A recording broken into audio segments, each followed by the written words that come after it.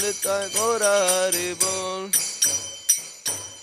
Jai Om Vishnupad Paramahansa Parijakatārya Stotra Shatashi Srimad Abhay Charnaravinda Bhakti Vedanta Swami Prabhupada ki.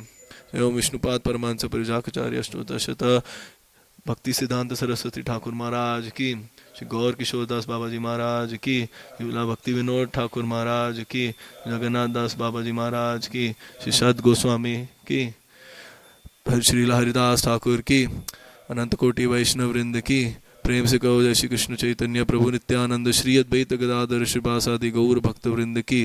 Radha गोप गोपीनाथ श्याम कुंड राधा कुंड गिरी गोवर्धन की. गंगा माँ यमुना माँ की. तुलसी देवी भक्ति देवी की. सामवेद गौर भक्त वृंद की. गौर Premanandi. All glories to the assembled devotees. All glories to the assembled devotees. All glories, all glories, all glories to Guru and Gauranga. All glories to Jagat Guru Srila Prabhupada. Jagat Guru Srila Prabhupada ki.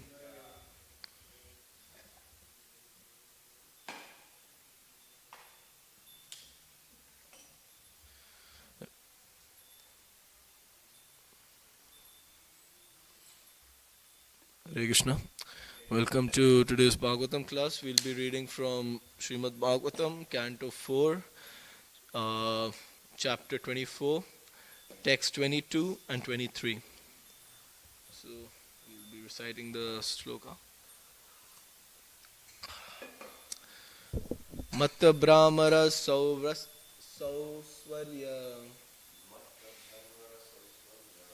Rishta Roma Latangripam Padma Kosharajo Dikshu Vikshipat Pavanotsavam Matta Brahmara Sausvarya Rishta Roma Latangripam Padma Kosharajo Dikshu Vikshipat Pavanotsavam Matta Brahmara Sausvarya Rishta Roma Latangripam Padma Kosharajo Dikshu Vikshipat Pavanotsavam. Prabhuji. Matta Brahma Susvarya Krishna Gangara Tangripam Snagam Shalladam Vishnu Shipat Paranotsava Matta Brahma Susvarya Krishna Roma Latangripam Padma Kosharajo Dikshu Vikshipat Pavanotsavam. Okay, we'll do word to word translation. Mata, mad. Brahmara, bumblebees. Sausvarya, with great humming. Rishta, joyfully. Roma, hair on the body. Lata, creepers. Angripam, trees. Padma, lotus flower. Kosha, whirl. Raja, saffron. Dikshu, in all directions. Vikshipat, throwing away. Pavana, air. Utsavam, festival. Translation. There were various translation purport by Srila Prabhupada ki.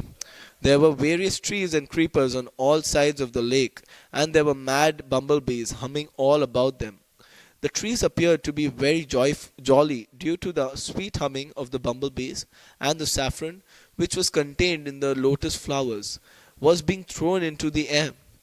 These all created such an atmosphere that it appeared though a festival were taking place there. Purport. Trees and creepers are also different types of living beings. When bumblebees come upon trees and creepers to collect honey, certainly such plants become very happy.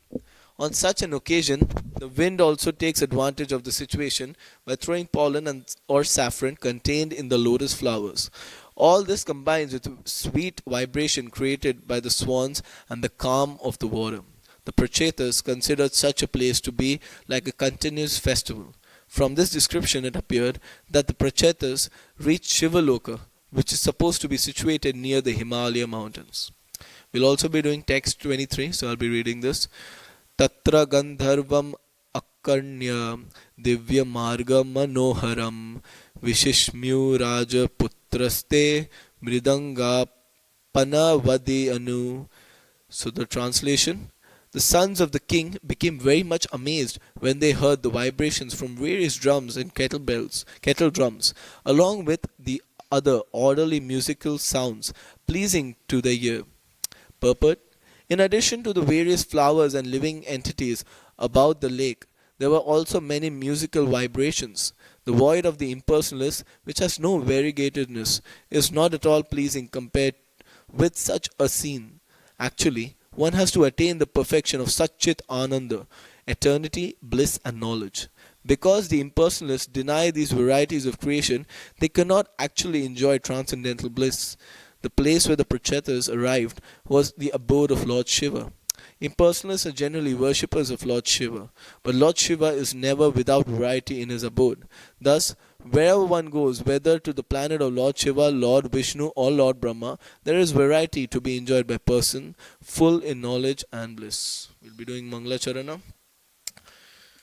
Om Jnanatimirandasya Jnananjana Shalakya Chakshurunmitilam Yena Tasmai Shri Gunave Namah Shri Chaitanya Manobishtam Sthapitam Yena Bhutale Swayam Rupa Kadamayam Dadanti Swapadantikam Vandeham Shri Guru Shri Yuta Padakamalam Shri Gurun Vaishnavamscha Shri Rupam Sagrajatam Sagana Raghunatan Vitam Tam Sajivam Sadvaitam Savadutam Parijana Sahitam Krishna Chaitanya Devam Shri Radha Krishna Pada Sagana Lalita Shri Vishakhanvitamscha He Krishna Karuna Sindhu Dina Bandhu Jagatpate Gopesha Gopika Kanta Radha Kanta Namostute Tapta Kanchana Kaurangi Radhe Vrindavaneshwari Vishabhanu Sute Devi Pranamami Hari Priye Namo Mahavadanyaya Krishna Prema Pradayate Krishnaya Krishna Chaitanya Namne Gauratvisha Namaha Namo Vishnu Padaya Krishna Pashtaya Bhutale Srimati Bhakti Vedanta Swami Niti Namine Namaste Saraswati Deve Gauravani Pracharine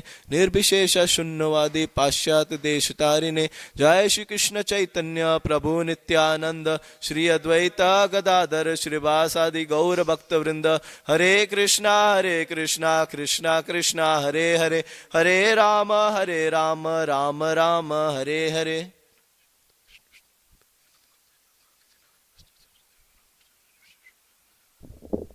Hare Krishna. So, very beautiful text actually, the one we read. I'll just read the translation for the 22nd and 23rd again. There were various trees and creepers on all sides of the lake, and there were mad bumblebees humming all about them. The trees appeared to be very jolly due to the sweet humming of the bumblebees, and the saffron which was contained in the lotus flowers was being thrown into the air. These all created such an atmosphere that it appeared as though a festival were taking place. And for the 23rd one, it is the sons of the king became very much amazed when they heard the vibrations from various drums and kettle drums, along with other orderly musical sounds pleasing to the ears.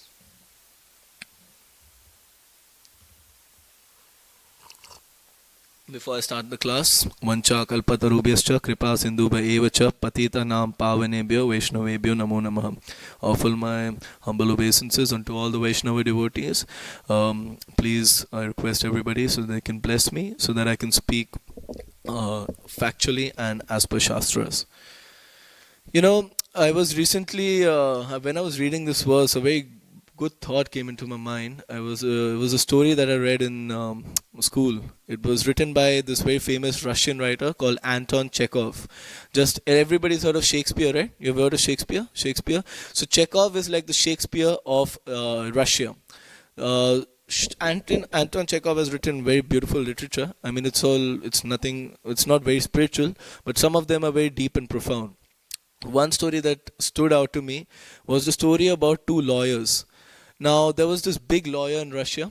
He was a very well-known, very reputed lawyer, and he once threw a big party. And in this party, all the famous politicians, lawyers, magistrates, all of them came for this party. In this party, there was one more member that was a young, aspiring lawyer. He had just graduated from law school. He had the entire world to look up to. He was all ready and very fired up, right? We see that young devotees also, they're very fired up. So this lawyer as well, he was all fired up. He had passed law school and he was very enthusiastic. Now, amongst other conversations that took place in this party, there was one very profound conversation that was going on. And that was whether one who has committed very grievous sin should be imprisoned for life or should be hanged to death. Now, some people were on the side of hanging him to death. Said if a guy murders people, rapes people, he should be immediately hanged to death. He's an insect to society. He's a pest. You should get rid of him. Immediately hang him to death, kill him, get rid of him. We don't need such people that cause commotion in society. But there was another side that was arguing that, wait a minute, you didn't give this person life. It's God who gives people life. And we don't have the authority to actually take someone's life like that. We cannot decide. Every human being has the potency to change. So he said life imprisonment is better because hanging is just helping person. He lose all of his pain after he dies, right? I mean, that's what the Karmis think. But he said he'll lose all his pain. But when he's imprisoned to death, that's when actual purification will happen. That's when the turmoil of being in life imprisonment will slowly purify him and get rid of his all sinful desires. That was the argument that was going on. Now the lawyer, the main lawyer that was throwing the party, he was on the side of hanging to death, right? And this young lawyer, this new enthusiastic lawyer, was very fiercely arguing against him. He was saying, no, we should do life imprisonment. You know, hanging to death is very sinful. It's actually causing sin to us. We should not hang anybody to death. We should do life imprisonment. Now, as it happens, when somebody is in a very high respected position and somebody is challenging you like that, you obviously get very offended. Your ego gets hurt. So this is what happened with this lawyer. He got very, hurt. He got offended. And he threw a challenge. He said, I will throw you a challenge. He was a very wealthy guy. So he said, you are so fixed on life imprisonment, right? What I will do is, I have an extra basement in my mansion. You can stay in that basement. I will give you all facilities that you need, but you will sort of do a voluntary imprisonment. You will be inside that the basement and you won't be allowed to come out. You can voluntarily step out. The door is always going to be open. But if you are able to stay there for 20 years, I will give you some $40 million, which in that time was a very big deal. And he said that you can voluntarily step out anytime you want, but let's see if you can stay in life imprisonment. You are so, fixed on life imprisonment. Why don't you take voluntary life imprisonment? And this guy, young people, they just passed out. They are in need of money. He saw a very easy way of making money. He said, I just need to sit in a basement for some 20 years of my life and I'll get so much. Once I come out, I'll be sorted out for life. I don't have to do anything. And he immediately took up the deal. He said, deal. Tomorrow I'll be here and I will voluntarily step in for life imprisonment. The next day this guy comes and this lawyer shows him the entire basement. It was a small basement. It had all basic facilities, a little, roof with so that sunlight could come in. But it wasn't no fancy windows, nothing like that. Just a basement, some shelves, that's it. And he made a list of demands, what all he needs.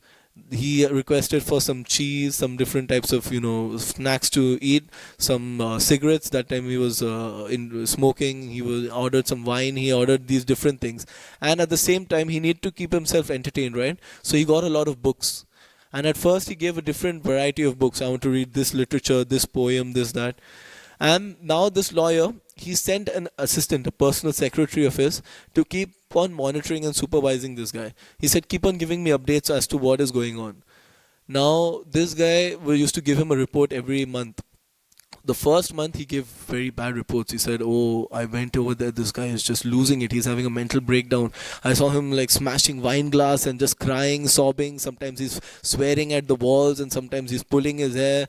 Sometimes he's just, getting too drunk. He was giving all these reports. He said it's a very bad scene. And a couple of months later, he kept on reporting this, that, he's having a mental breakdown. He's always saying, why did I do this? He could hear all these voices. A couple of months down the line, He said that now this guy has changed. Even his demands changed. Earlier he was asking for all, very poor, flowery literature and all of that. Now he asked for books on history, on sociology, on philosophy. He was getting more and more deeper in his knowledge. He was reading.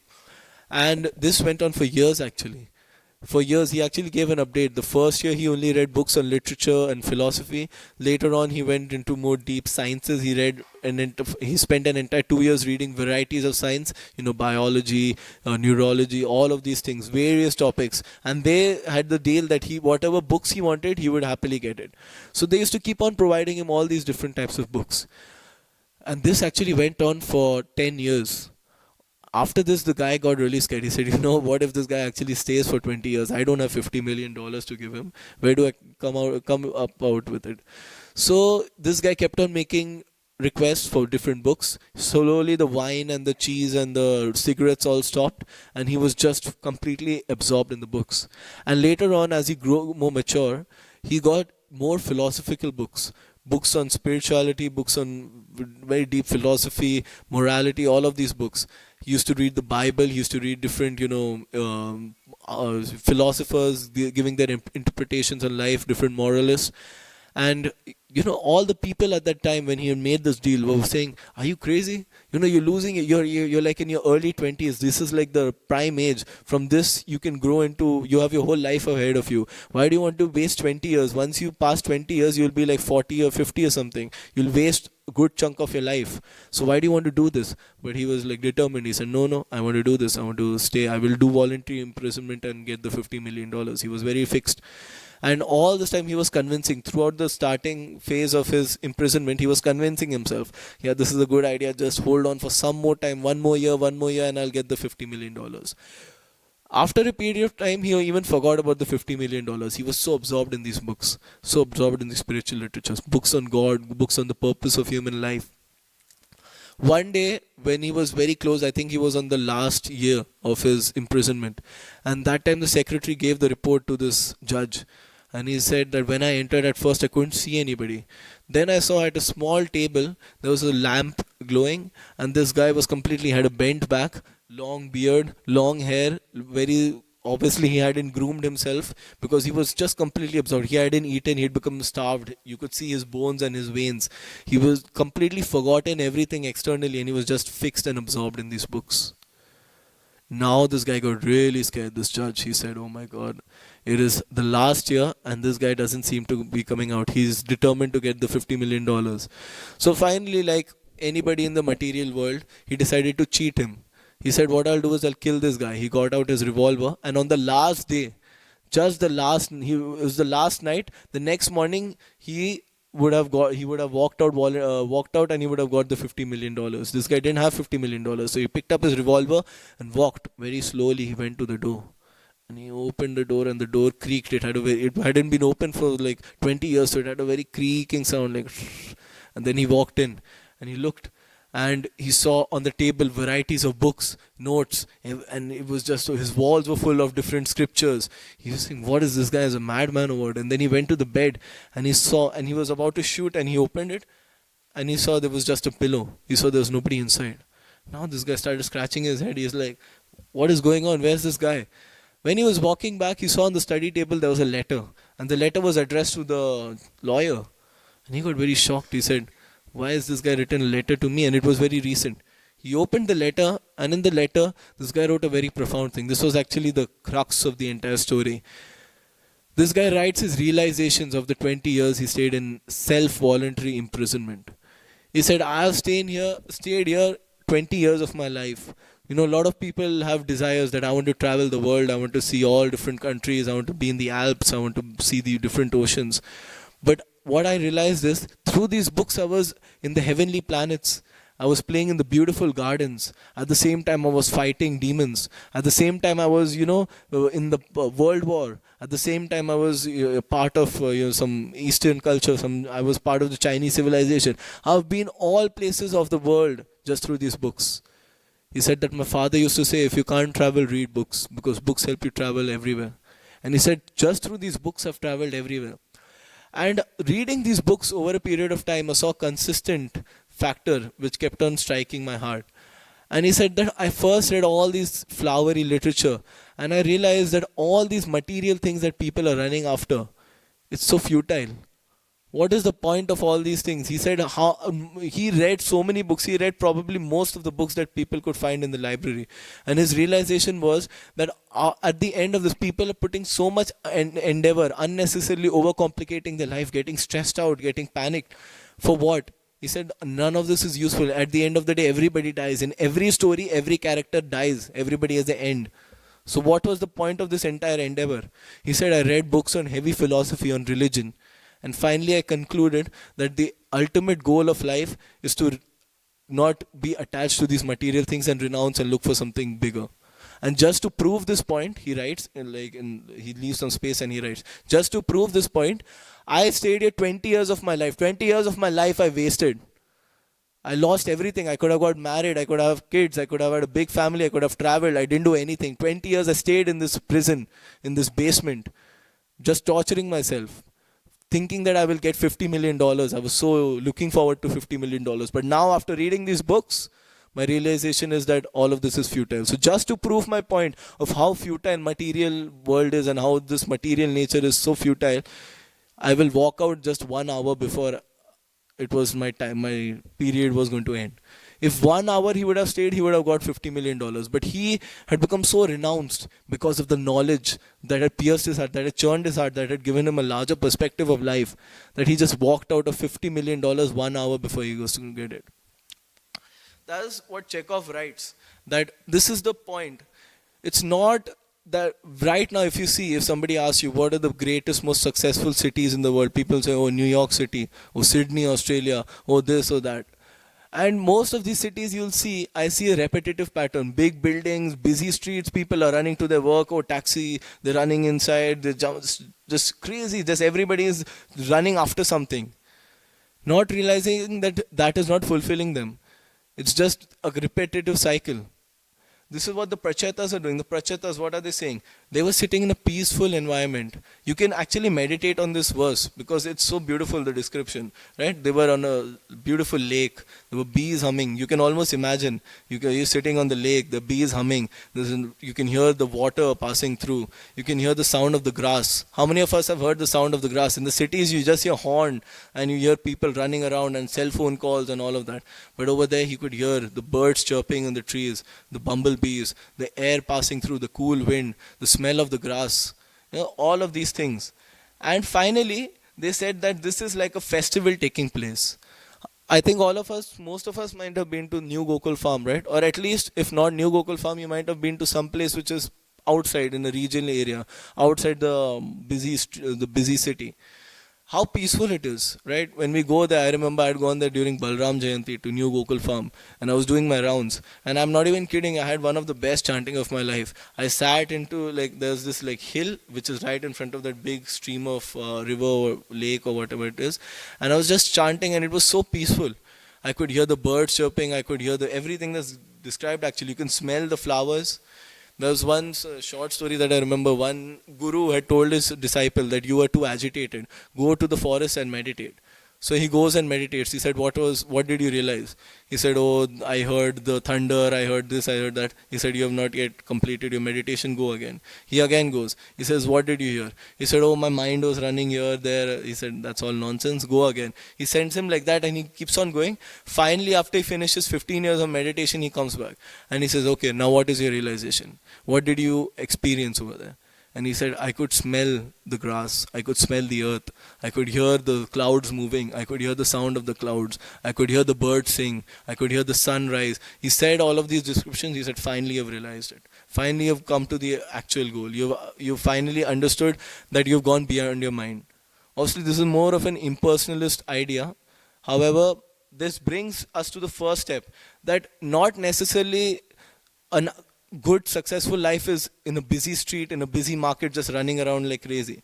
The Prachetas, they wanted to meditate and invoke Lord Shiva. They go to a very peaceful environment. They see this and it's very joyous actually. It's bringing them a lot of joy. Even when I go to New Gokul Farm, it's so joyful. It's almost like once you get rid of the city and you enter the regional area, it's so nice and peaceful. There's cows, there's goats. It's a very beautiful environment. Empty roads, this huge acres of land. it naturally brings your mind into the mode of goodness. That helps you actually meditate on the Lord more. You can see Krishna's, potency. You see a lot of people, I was talking to a lot of Westerners actually, and I was telling them I've recently been to Vrindavan. So they were asking, oh, how's it? And I was giving them all these descriptions. They said, Vrindavan, I said, why don't you go there? You should go to Vrindavan. It's a very beautiful place. I mean, you will just be absorbed there. The spiritual, it's like vibrating with spiritual energy. He said, yeah, I would go there, but too much pollution. You're too dirty. It's too much poverty. There's no water, no this. He started giving all these. I said, these are all material considerations. Actually, when you're so absorbed in the thoughts and the meditation of the absolute truth, all these temporary material considerations don't even affect you. I was going to Vrindavan, and I'm not even kidding. Every Vrindavan, you have to force yourself to not meditate on Krishna. Everything just will remind you of Krishna everywhere you go. Every wall will have the names, the holy names of Lord written. Every street you walk, there are people doing kirtan. Everybody is singing Shri Radhe Radhe or Hare Krishna Hare Krishna. Everybody is singing the holy names. It's just oozing out with the holy names. I went to Radhakund, and it's so conducive for spirituality, for bhakti. You can sit there and chant. There was a line of all sadhus sitting and just chanting, right? It's just peaceful. It's such a beautiful environment. There are some more quieter places also in Vrindavan. Vrindavan, unfortunately, now has become very modernized and very busy. But if you go to like parts outside, like the Badrinath area and the Kedarnath area, those places are so peaceful and calm. There's one area where I'd gone which had Balramji's footprint and the danda that he carried. So Balramji was leaning like this. So it's got his danda, the bottom part of his danda, and his footprint. And it's a beautiful hill. It's like top of a mountain, and on the top of the mountain you can just sit there and you see this rock which has Lord. They've made a temple over there. You can just sit there, and it just naturally you'll start thinking about the Lord. It's just such a beautiful place. Some things you got to experience, but you will see, I saw like butterflies and trees and all these things, fruits growing on the trees, animals just walking around, squirrels, all of that. It's such a beautiful environment. There was a Babaji that we saw over there, and this Babaji we saw, and we asked him, do you stay over here? He said, yes, I stay over here.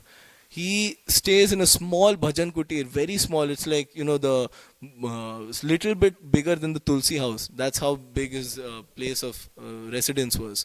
He stays over there. He just chants the holy name of the Lord, lives very simple, lives very modest, and he's actually one of the happiest person. You could see from his eyes, this guy is satisfied. This guy is content. And you can see the richest billionaire, they have 50 mansions, this, that. You can see in their eyes, they're actually sad. They're empty. They're pathetic. They're all looking and full of envy, full of jealousy, full of hatred, full of depression. You can see all of this. There's one millionaire who spent like some $1,000 just on his anti-depression meds. So what was the point of you working so hard and getting everything? The main thing, the fulfillment that is required in life, you're not getting. You go to New Gokul Farm and see Kalia Prabhu's face. I saw him for the first time. I said, this guy is content with life. He is happy. I've seen his routine. I was there with him. He wakes up, finishes his rounds, does the entire morning program, listens to Bhagavatam class. Immediately after that, after taking prasadam, he goes and does heavy work, picks up heavy logs and makes like a cage. And it's just the most hardworking guy. At the end of the day, in the evening, he'll be with his herbal tea and he'll have this big smile on his face. And his face is just radiating with satisfaction, fulfillment. That is real success. That's what the Prachetas are also telling us. Success is not just, I want to do this, I want to do that's in the mode of passion. Success sometimes means, we underestimate the ability to sit alone and have nothing to do and just sit and meditate on the Lord. Sometimes we need to do that. We get so caught up, even with services sometimes. We just want to do this and do that. There was one brahmachari in, I'm not sure, Bhakti Vikas Maharaj was telling about this. There was one brahmachari and he was a new bhakta and he was very, pumped up, fired up. And he was doing 7 services at a time. Any brahmacharis will know how difficult it is to do. He was doing just one service after that. People didn't even know how he was doing it. He was like reducing his sleep and, not able to chant his round properly. He was like, I want to do service, I want to do service. His mentor observed him for some time and he didn't say anything. He said, let this guy do, he'll automatically come to realize. And one day this guy just came and he fell down. He was burnt out naturally. And he came to his mentor and he started crying. He said that, I don't get the taste for bhakti anymore. He said, I'm doing so much service, I'm doing so much for Krishna, why am I not getting any reciprocation? And his mentor just smiled at him and he said, this is sex desire, right? And he got scared. What? Sex desire? He said, yeah. Your sex desire, it's manifesting in this way. This is the mode of passion, nothing else. Why do you need to overdo it all the time? You don't need to be this magnanimous character. Sometimes you can just sit and just meditate on the Lord, sit and chant. How difficult is that? It's the simple things that people forget. We want to do all these extravagant things. I want to build this, I want to do that. But are you able to do the simple things correctly? They say in Hindi, ekant. You should sit alone sometimes and just meditate on the Lord. Just focus your mind. Sometimes just enjoying nature. That just sit in a park and just enjoy the nature. Just be mindful of the things going around you. You'll see how your mind is actually closing you down. When you just subdue your mind and you focus on you're more mindful of the things around you. You realize how many things in life we miss. How quickly life goes by. I remember when we were in school, our bus used to go and there used to be this huge like poster, and every year they used to have Diwali celebration and some celebrity used to come and sing. And they used to have the year, like some 2K13, 2K12. And I remember and since childhood I used to take the same bus route every day. And I remember I used to see that poster, and when the first time I saw the poster, it was 2011. And I was like, and then a few years later I saw that and it was 2015. And I was like, man, time goes fast. And now it's 25. It doesn't even feel like it, right? Before we know it, everything is over. Like school is over, college is over. Life just moves quickly. Kal is not stopping for anybody. The time is the biggest devouring factor. Time is just going to end everything. So rather than being devoured by time, we should sometimes just take some time for ourselves to actually think what we want to do. S.B. Keshav Maharaj says that I dedicate this time for my sadhana, this time for my personal this. And he says, I always make sure I have some time for myself. We underestimate the value of just sitting with ourselves, being in solitude and focusing on ourselves. Don't become this Mayavadi who sits alone all the time. And obviously devotee association is important, but sometimes solitude is required. Sometimes you need to find yourself. We forget our own self sometimes. We just get so carried away by life. So Vrindavan actually was a very beautiful place. You can just walk around, just chant. You'll naturally, I was seeing things were happening. People, you can just be walking and like when you're taking a shower, you start humming a song. We start humming Hare Krishna, right? Over there, naturally, when you're walking, you feel like remembering Krishna. You'll just start singing and then you'll just I got really into the kirtan. I was just walking and I was just humming Hare Krishna, just going somewhere. And naturally, I got too into the humming, the kirtan that I was doing, and it was like very ecstatic moment. And I realized everybody is like that. Most of the Vrajvasis, they're just simple people. You should look at how simple life can actually give you so much joy and happiness. They don't take a bus 3 hours to work and then work 7 hours, come back and drink alcohol and then say, oh, I'm a CEO of this company. No, they're just sitting down in a field, they're doing Harikatha, they're doing bhajan. They're just happy people. Simple life, spending some time for themselves and able to meditate on the Lord. That's what the Prachetas are also doing. This over-endeavoring attitude, which people think, if today you see motivational speakers, everybody gives you the same thing. Time is too short, you should work 20 hours a week.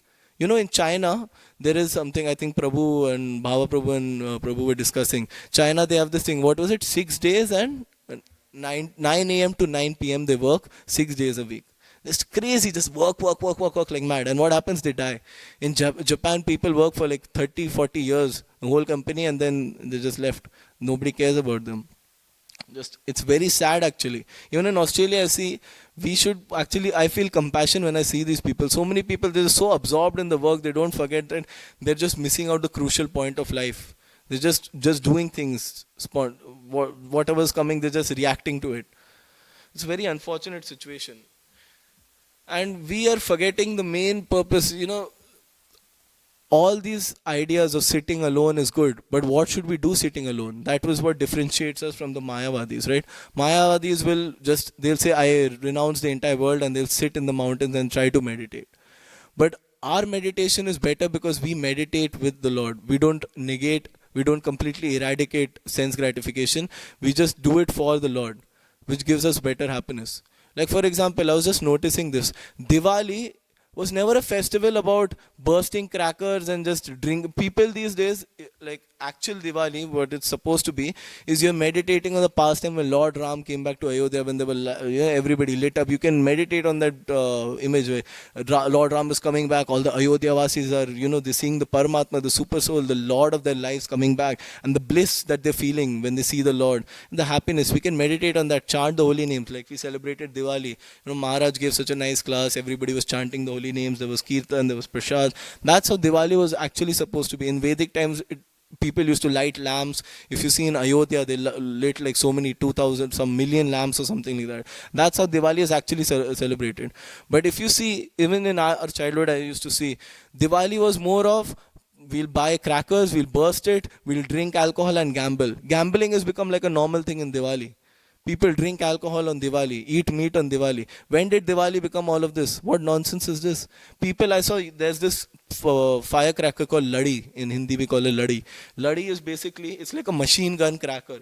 You can just put it in a straight line, and it has got like 2 crackers on each side, and it's a huge. Some of them go up to like 5 kilometers. And there were some rascals who used to put it all over the street, and they used to burn it, and it was put, put, put, put, put, put, put, continuously. It used to burst. It used to actually damage your eardrums, and there's nothing good or auspicious about it. It's causing smoke. It's causing noise pollution. The poor street dogs were, because the street dogs, they're more sensitive to loud noises. They used to almost cry. They used to run away in fear. And after that, you should see the smoke that was coming out, just black. The whole entire air was just black. And that is Diwali. That is their way of worshipping Lord Ram. Most of the uncles are sitting there drinking, playing cards, eating non-veg. I said, what nonsense is this? When did Diwali become this? Even Holi. What do people do in Holi? Holi was supposed to be celebrating, the pastime where Holika was burned, Prahlad Maharaj and Narsingha. It's such a beautiful pastime. So many positive things can be done. In Holi you can put a little color and, have some joyous time with each other. Now they play Karmi music. In Holi they take bhang. In the name of Lord Shiva. For some reason, Shiva has become associated with all negative things. The drunkard, the ganjedi has become Lord Shiva. What nonsense is? Where in Shastras? Tell me one Shastra which says Lord Shiva took bhang.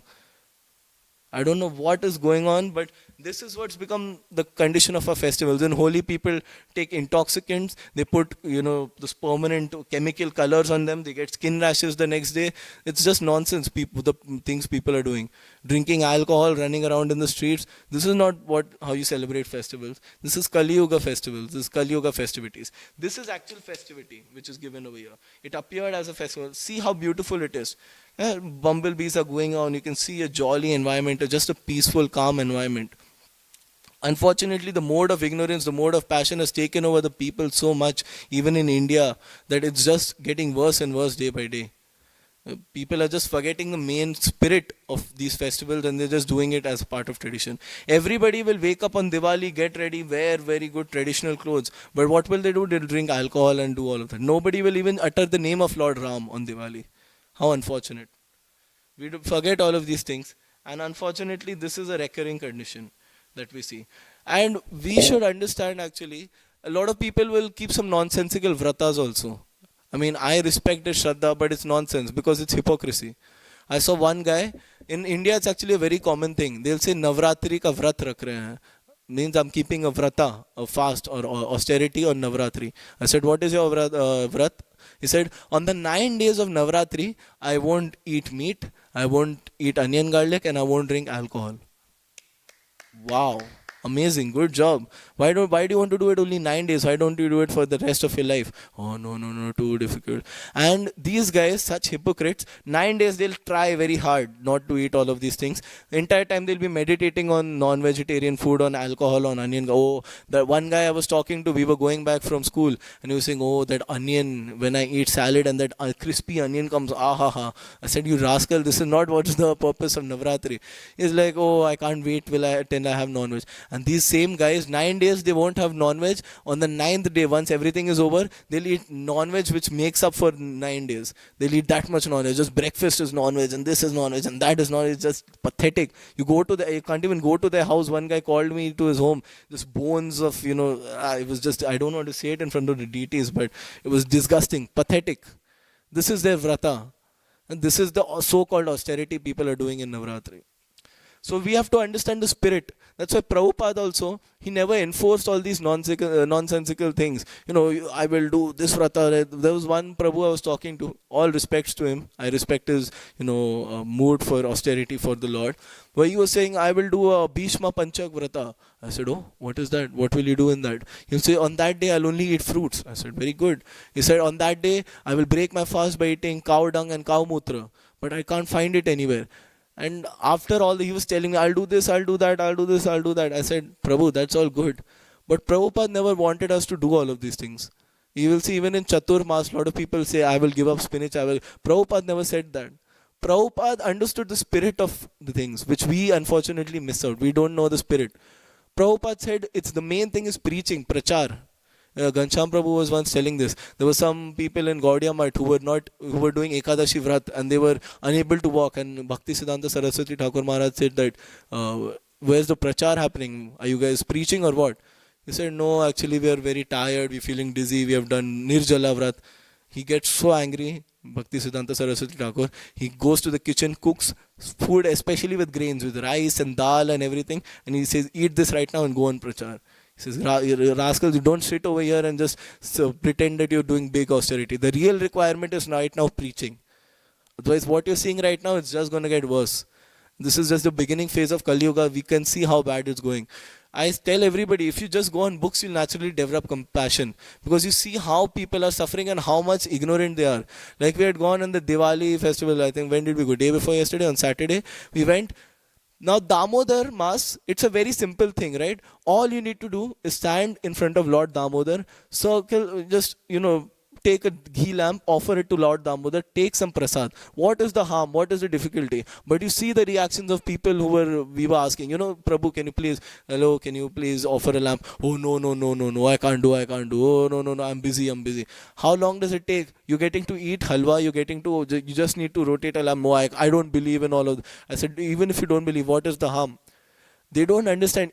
And they had time for all the other things. They had time to go and dance for Karmi music. They had time to go and eat non-vegetarian biryani. They had time to do this and that. Or they had time to drink and smoke. I saw one guy, that vape or electric cigarette or whatever the nonsense is. He had time to do that. But this, I said, it takes 2 seconds. All you need to do is put some water, take the lamp, do it 7 times, take some halwa and go. No, I can't do it. I don't have time. I'm too busy. No. Some of them will not even look at you. They'll do all of that. This is an unfortunate situation. If they only knew the advantage that they get from offering a lamp. Like if we read the Shastras, in half a blink of a lifetime the sins are eradicated. O king, what is the need of Ashwamedha sacrifices? One who offers a lamp has performed hundreds of Ashwamedha. There's so much benefit. Just a small thing. In front of beaches, a beautiful sea. His Holiness Radha Govind Maharaj says that sea, whenever we go to a sea or a beach or something like that, we should actually offer respects, offer our obeisances. Because sea is actually another manifestation of Krishna's energy. So Radha Govind Maharaj said, every time I go to a sea, I offer respects. But he said that when I gone to California or something for preaching, and on the way he saw a sea. And naturally, out of his that he went to the sea and he offered respect, and he saw people smoking marijuana in front of the beach, drinking liquor. He said, these people, just if they chanted in front of a water body, how much advantage they would. Their entire human life would have been successful. But people just go on doing the same thing after the other. For books also, they can't even read one shloka of Bhagavad Gita. That is so unfortunate. We should actually develop compassion. Once Chaitanya Charan Prabhu had approached Radhanath Maharaj and he said, Maharaj, I am very intellectual.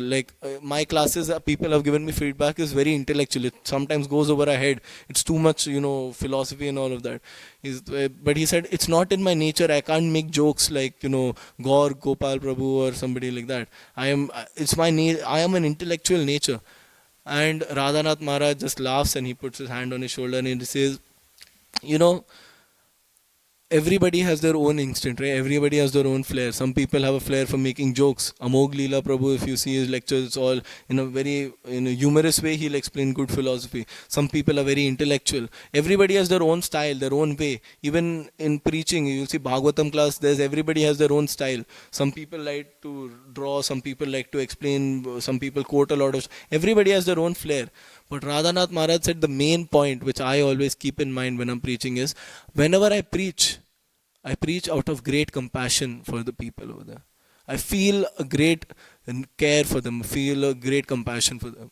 Similarly, whatever service we are doing, like books distribution, we should feel compassion. Initially, Krishna tests us in book distribution. He will send us some. I was remembering this one guy, he just got on my nerves. I mean, I was really holding myself that back. That was truly Trinadapi Sunichana moment for me. Because I gave him a nectar of devotion and I was trying to push him, right? I was like, Prabhu, you should get this, it's good, this. This guy, he didn't want to get it. What he did, he threw it on the floor. And he said, "You are, if you, this is what happens when you try to push the book too much." And I just picked it up from the floor and I just gave. I was really that day I somehow handled myself, but that guy really annoyed me. But then this thought came after a while that I should actually feel compassion for him. I should actually feel sorry for him. How much tamogun, how much rajogun is inside him that he had to do that. He is not even, he was a Hindu guy, very obviously, he had the tilak and everything. Still he threw a scripture down, a holy scripture down. How much tamogun he must have inside him. How miserable he must be inside. See, most people, you'll see, if you see anybody who's very angry, who's shouting at you, who's very, blasting you, you have to realize that anger actually exists inside them. They're burning in their own anger and it's just manifesting out sometimes. Again, Radha Govind Maharaj was saying once that he was standing in a line, right, and there was some show or something like that, and Radha Govind Maharaj didn't even know that it was a line. He was just walking, he was chanting or something like that, and he happened to stand in that line, and he was standing in front of, he basically cut off a guy in the line without realizing it, out of innocence. And this guy just started shouting at Maharaj, "Oh, how did you break the line? You cut the line, this, that." He started shouting. And then Maharaj was explaining his realization. He was saying that this guy, the joy, the anand that he was going to get from whatever cinema or whatever he was going to by standing in line, he lost all of that by making him miserable by shouting and screaming. That anger is people are unable to enjoy also. They go on vacation thinking, I will enjoy, I will have a great time. You'll see on the ads, the dog is running and the kids are playing and the wife and husband are smiling and all that. But in reality, you see, I used to go on trips, I used to say, everybody is so miserable over there. They're just worried, the husband is worried, oh, so much money is going, the wife is worried, oh, the kids are not listening to me, kids are crying, that it's just all misery. There's no satisfaction. Why? Because that internal fulfillment is not there. And misery, anger, kamesha, krodesha, right? Kamesha, krodesha, rajoguna, samudbhava. That all these things actually burn you from inside. It kills you. Dhyato vishayan punsa sangasteshu pajayate sangas sanjayate kama krodha bijayate krodhat bhavati sammoha sammoha smriti vidbrahma smriti pramashad buddhinasha buddhinasha pranashati. He's giving the entire pattern that from this calm comes growth. It's actually desires. When you have desires that are not fulfilled, then you get angry. And what does that anger eventually lead to? It destroys your memory, destroys your intelligence, and finally buddhinashat pranashati. It destroys the soul. The soul has to fall back again into the cycle of birth and death. How many times? So many endeavors people do, right? They spend their entire life. They might be very good people also. They might be, helping out society in some way or whatever. But after their death, what of all this stays? There's all these degrees, fancy degrees that they've got, all the social service that they've done. There's no relation with God. At the time of death, they lose everything. They have to again do this from scratch. All that, imagine, actually it should scare us. We don't take this seriously. We just read it and we just brush past and go on the next page. But actually think about it for a second. Imagine how much struggle just in this lifetime we are going through, right? We have to go through PR and you study first college, then school, college, doing this classes, that classes, go for PR, go for job, run around, this, that. There's so much torture. We very fortunately, by Prabhupada's mercy, Gopinath's mercy, devotees' mercy, we somehow came into bhakti. So now at least we understand the main purpose of life. But imagine if we are not. We see around us how people are running like crazy day and night, like dogs, like asses. Prabhupada says this, like asses. And at the end of the day, they lose it all and then they have to do it all over again. It's like somebody gives you heavy bags all over. Have you ever lifted up something and it's just, your arms start burning and you can't wait to put it down? I remember once we were moving houses and we had to pick up a sofa, and the sofa was like, I don't know how heavy it was, and it was just two of us and we had to like climb stairs to bring the sofa.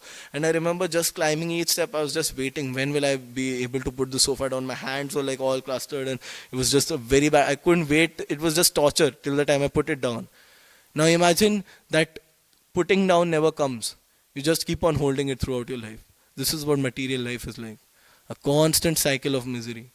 And people don't even realize it. They're just trying to, why do people do intoxication in the first place? They're trying to run away from the misery, not realizing that they're running into misery. They try to take alcohol and they actually worsen the situation. Bhavananda Prabhu was once, there's one very good video on YouTube, Bhavananda goes to Broadway.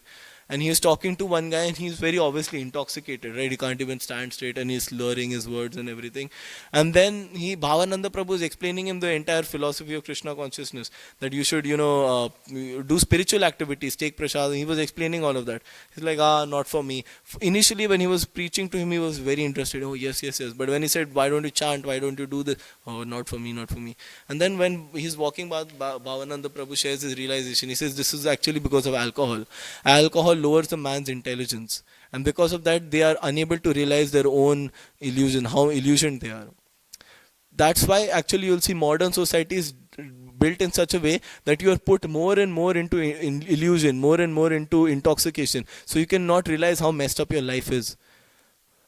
The government is cheating you in every way. You see, as international students, right? We are international students. We came here, they get us to do free labor, cheap labor. Then they get you to pay so much hefty amount of money for college education, then for visa, then this, then that. And at the end of the day, if you don't get PR, just go back home. So many people, there's one person who was working in a very big company, Uber. And one day she said bye-bye. Her visa got over, they sent back. She had a good job, everything. She was unable to continue.